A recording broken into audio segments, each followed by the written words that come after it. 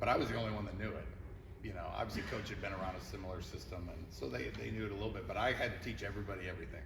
So we sat in that staff room for, oh my Lord, hours on end, and I tried to teach them as much as I could, as if I was the O-line coach, as if I was the tight end coach, and you know, and the wideout coach, and it was long. And then we went through spring ball, and we kind of went through all our, and we actually did install meetings my first spring. I ran them, so we were all together, which doesn't happen anymore.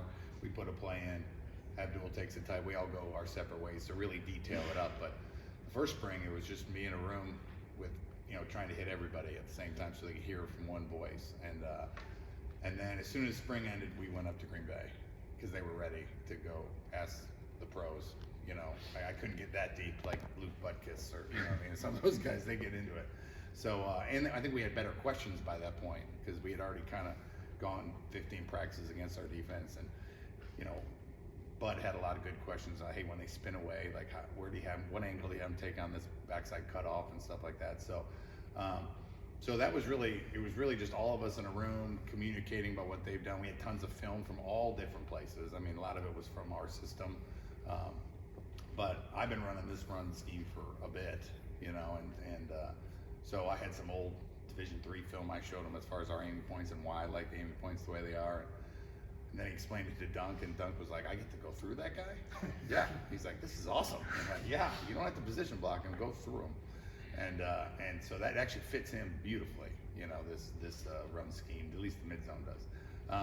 So yeah, it started off as a group.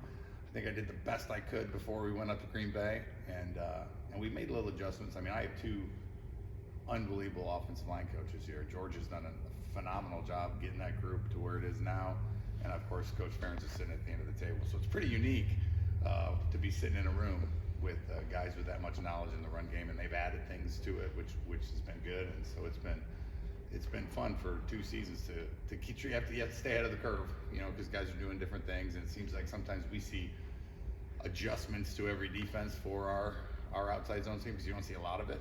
So you kind of prepare for one front, and then you get this totally safety standing in the middle of the box last week, which they'd never shown. But there's some new stuff that we have to adjust to on the fly. And we've just been together long enough that we're doing a better job of making the adjustments in game too, because we are seeing not every day, but we are seeing some unique stuff because those 5 guys up front and those tight ends, they're blocking at a pretty high level right now.